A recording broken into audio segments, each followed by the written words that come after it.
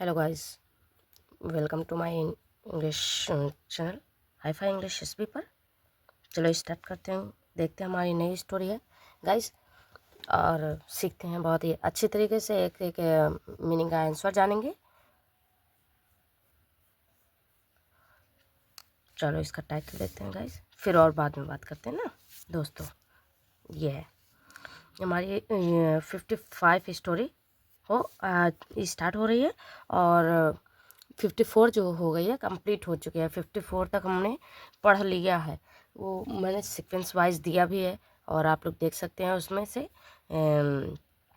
देखें और पढ़ें, सीखें सब कुछ। चलो इसका टाइटल है the lazy fox. Lazy fox ये मतलब ये है सुस्त लोमड़ी ना। लेज़ी फॉक्स मतलब सुस्त लोमड़ी, लेज़ी लोमड़ी। वंस एक बार there lived a flock of foxes in the jungle. Once miss होता है एक बार, देयर सब्जेक्ट की जगह यूज़ किया गया। लिव्ड रहता था, कौन रहता था? अ फ्लॉक एक झुंड रहता था, ऑफ फॉक्सेस लोमड़ियों का, इन द जंगल जंगल में लोमड़ियों का एक झुंड रहता था। All were very laborious, but a fox named Prom was very idle. तो सारे जो थे बहुत ही मेहनती थे, लेकिन लेबोरियस मीन्स होता है मेहनती। बट लेकिन अ फॉक्स एक लोमड़ी जो थी जिसका नाम था प्रोम। प्रोम नाम की एक लोमड़ी थी, वो बहुत ही लेजी थी, आइडल थी। It was a sweltering hot day, मतलब इट वॉज यह था गर्मियों का, बहुत ज़्यादा भीषण गर्मियों का दिन था। The foxes were working hard to gather food for winter, मतलब जो लोमड़ियाँ थीं वो सब थे, वर्क कर रहे थे, काम कर रहे थे। वर्किंग हार्ड मतलब मेहनत कर रही थी। टुगेदर इकट्ठा, फूड फॉर विंटर ठंडियों के लिए, ठंडी के मौसम के लिए खाने का उनको इकट्ठा करके बहुत मेहनत कर रही थी इकट्ठा करने के लिए। But Prom kept lying under the shade of the sunflower all day and listened to the birds singing. अब यहाँ से देखते हैं बट लेकिन जो प्रोम था, प्रोम जो लोमड़ी थी, कैप उसने रखा, लाइंग पड़ा रहा, वो मतलब वो पड़ा रहा, सोता रहा, अंडर के नीचे, द शेड छाए के नीचे, the sunflower of the sunflower जो मतलब सूरजमुखी का के शेड था, छाया था, उसके नीचे वो पड़ा रहा। ऑल डे मतलब सारा दिन, एंड लिसन और सुनता रहा, टू द बर्ड्स पक्षियों के गाने सुनता रहा।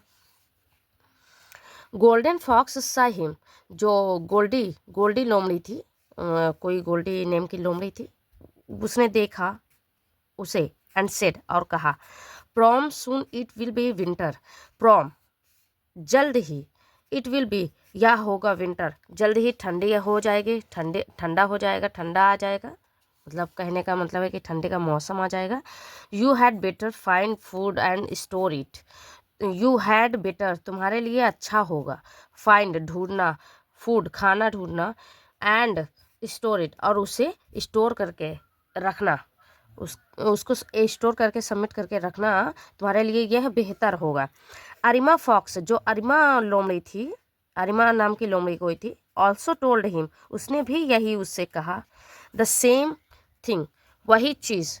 But prom ignored their wise advice ना, वही चीज़ उसने वो भी कहा, बट लेकिन जो प्रॉम था उसने इग्नोर किया ना अपने एडवाइस को, उनकी सलाह को उन्होंने उसने क्या कर दिया, इग्नोर कर दिया, नहीं सुनी।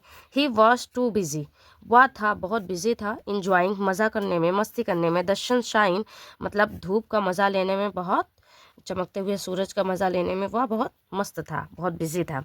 वन डे एक दिन, द स्काई वाज फिल्ड जो स्काई वाज फिल्ड जो आसमान था, फील्ड भर गया था, विद डार्क अंधेरे से, ग्रे क्लाउड्स मतलब ग्रे क्लाउड्स मीन्स होता है अंधेरे बादलों से। It began to rain heavily और शुरू हो गई, रैन हैवली मतलब तेज़ी से बारिश, भारी बारिश शुरू हो गई। Poor Prom ran to find a place for shelter. अब इसको पहले हम सेट करते हैं गाइस, उसके बाद पढ़ाई करेंगे दोस्तों। अब ये है इतनी थोड़ा सा और बचा हुआ है और इसको देखते हैं। हाँ, तो poor Prom ran to find a place for shelter. जो बेचारा प्रॉम था वो रैन दौड़ा, टू फाइंड पाने के लिए, अ प्लेस एक जगह स्थान पाने के लिए, फॉर शेल्टर छाये के लिए। उसको लगा कि मैं कहीं छाया पा सकता हूँ, तो वो ढूंढने के लिए दौड़ा। ही saw the other foxes hiding in a big hollow oak tree, but they did not let him join them. ही सा उसने देखा, द अदर फॉक्स दूसरी लोमड़ियों को देखा, हाइडिंग छुपे हुए, इन अ बिग हॉलो एक बड़े से खोखले एक बड़े से खोखले ऑक ट्री मिस होता है बलूत का पेड़। बलूत के पेड़ के खोखले वाले छेद में वो सब छुपे हुए थे। बट लेकिन दे डिड नॉट, लेकिन उन्होंने नहीं उसे आने दिया, लेट दिया, ज्वाइन उसे ज्वाइन नहीं होने दिया। The bears also chased him away, और जो भालू थे उन्होंने भी पीछा किया, चेस्ट मिस होता है पीछा किया, हिम अवे उसका दूर से दूर तक उसका पीछा किया। Prom realised his mistake, Prom जो था उसको एहसास हुआ अपनी गलती का, but it was too late, लेकिन वो बहुत देर हो चुकी थी। एट लास्ट, आखिरकार, द बर्ड्स जो पक्षी थे एग्री तैयार हो गए, टू कैरी ले जाने के लिए, हिम उसे, टू द साउथ दक्षिण के साइड ले जाने के लिए वो सब तैयार हो गए।